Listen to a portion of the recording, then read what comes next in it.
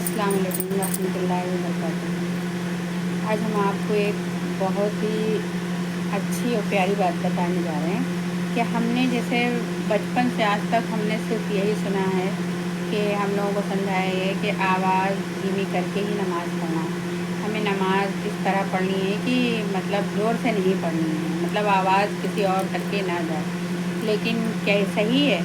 नहीं, ये बिल्कुल सही बात नहीं है, क्योंकि अल्लाह ताला अल्लाह पाक कुरान पाक में सूरह 17 बनी इसराइल की आयत नंबर 110 में फरमाता है कि कहो, अल्लाह कह कर पुकारो, या रहमान, सब नाम उसी के हैं और उसके सब नाम अच्छे हैं।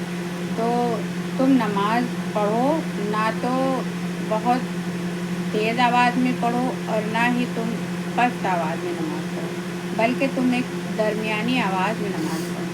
तो हमको किस तरह नमाज़ पढ़नी है, अब ये डिसाइड हमको करना है, क्योंकि हमारे आका ताजदार मदीना ने कभी भी नमाज़ें बहुत ना बुलंद आवाज़ में पढ़ी और ना ही इतनी पस्त कि सुनाई ना दे।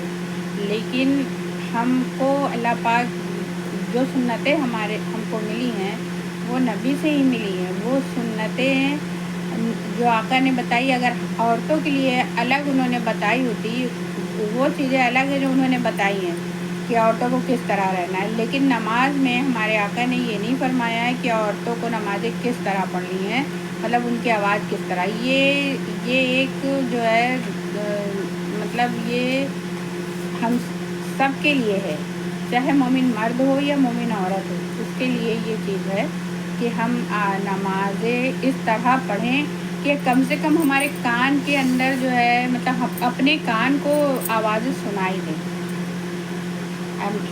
लेकिन हम लोगों को बचपन से इस तरह से बताया गया है कि हमें आवाज़ धीमी करके नमाज़ पढ़नी है, तो हम लोग इसी तरह पढ़ते हैं। लेकिन जब से ये कुरान पाक में पढ़ा है, जाना है कुरान पाक की, जब से मायने पढ़ रहे हैं, तो उसमें समझ में आता है कि हमें क्या करना है।